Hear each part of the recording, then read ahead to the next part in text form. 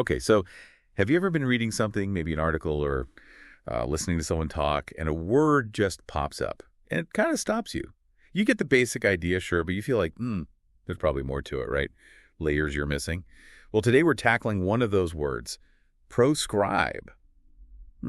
Yeah, sounds a bit formal, maybe even a little intimidating, but getting a handle on proscribe really opens up, a whole window into language, into history. Yeah. So our mission today, a real deep dive. We're looking at your sources, Merriam-Webster, the etymology, all those real-world examples, and pulling out the key stuff, the most important bits about this pretty powerful word. Exactly. We'll unpack its somewhat surprising origins, get clear on its main meanings, and help you spot how it's actually used out there in all sorts of contexts. The goal is you walk away really getting it, understanding its real impact. Okay, let's jump in then. When you first bump into prescribe, it often feels like it just means, well, to forbid.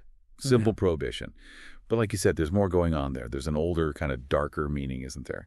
Oh, absolutely. Merriam-Webster gives us two main definitions. And that first one, the historically older one, is incredibly potent. It's to publish the name of as condemned to death with the property of the condemned forfeited to the state. Wow. Okay. Yeah. That's really stark. So not just banned, but publicly named, condemned, lose your property, even your life, potentially, like being officially declared, I don't know, an enemy of the state with basically no way back. Precisely. It meant complete devastating exclusion. And the public part was crucial. Everyone knew this person was outside the law.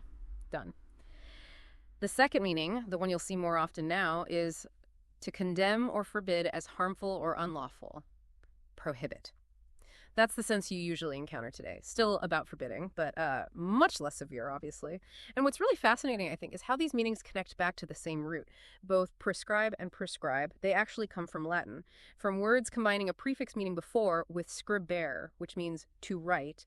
So prescribe comes from prescribere. That meant to dictate or order. Think of a doctor prescribing medicine, writing it down beforehand, or a teacher prescribing certain reading. It's about what you should do.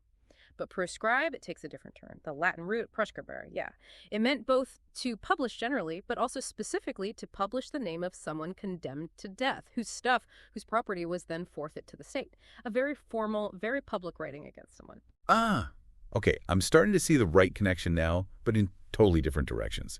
So when prescribe first showed up in English, 15th century, it really carried that heavy meaning.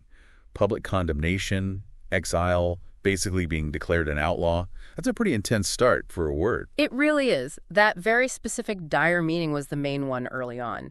The broader sense, to denounce and prohibit something as wrong or dangerous, that actually comes later, recorded by the 1620s. So, it definitely shifted from this awful thing done to a person to a more general idea of just forbidding stuff. Okay, so given they sound so alike and have that shared Latin writing root, well, it's no surprise people mix them up, proscribe and prescribe. Happens all the time, right? Oh, absolutely. It's a classic confusion point. Merriam-Webster has a neat way to put it, actually. They say, signs, signs, everywhere signs. Some prescribe do this and others prescribe don't do that. Done.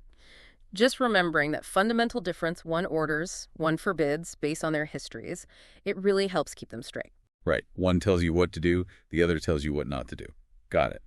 So knowing all that background, how does this word actually get used, out in the real world? The sources gave us a whole bunch of examples. They did.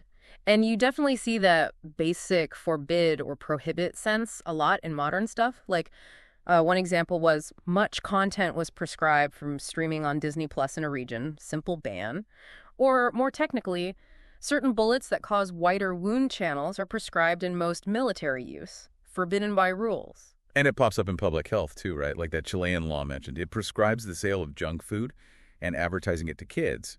That's a clear case of prohibiting something seen as harmful. Exactly. It's about setting limits. We also see it in really specific rules, like regulations prescribe the use of electronic devices on a plane while landing. Standard procedure. And then you get into broader debates, like those efforts to prescribe how employers could run their businesses during a pandemic, which, as the source pointed out, showed different viewpoints clashing. Yeah, that's where it gets kind of contentious, doesn't it? Reflecting ongoing arguments about what should or shouldn't be allowed in society. And then there are the examples that feel closer to that older meaning, the ones about limiting power or even outlawing people or groups. Yes, definitely. Think about legal or political history. Magna Carta, for instance, described as starting the long process of prescribing the powers of the monarch.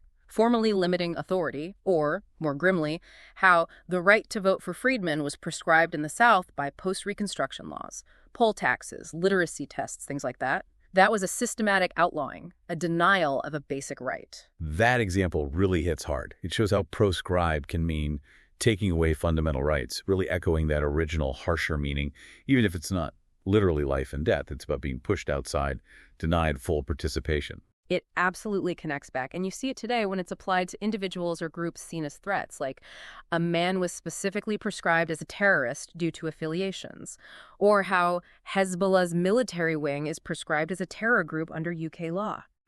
That definitely draws on that historical root of public condemnation and outlawing. And if we think about related words, the synonyms really help cement the meaning. Things like ban, bar, enjoin, forbid, interdict, outlaw, prohibit. Right, gives you a whole toolkit for talking about forbidding things. Yeah. And the sources also mentioned related forms like prescription, the actual act or decree of condemnation, and prescriptive for describing something that prohibits. Wow, that was quite a journey, wasn't it? All packed into this one word, proscribe. Oh. From ancient Rome, that really specific, dire meaning through its evolution, right up to how it's used today in so many different ways. And hopefully now you have a really clear picture of proscribe, especially how it's not prescribe. It's one of those aha moments, I think, that once you get it, it tends to stick. It just shows how much history and nuance can be hiding inside a single word. So here's a final thought to leave you with after this deep dive. Think about the act of prescribing itself, whether it's about content online or certain bullets or even limiting government power. It always involves someone asserting authority, right? And usually limiting freedom in some way. What does that tell us about how societies work? About the choices we make constantly about what needs to be forbidden, something to chew on.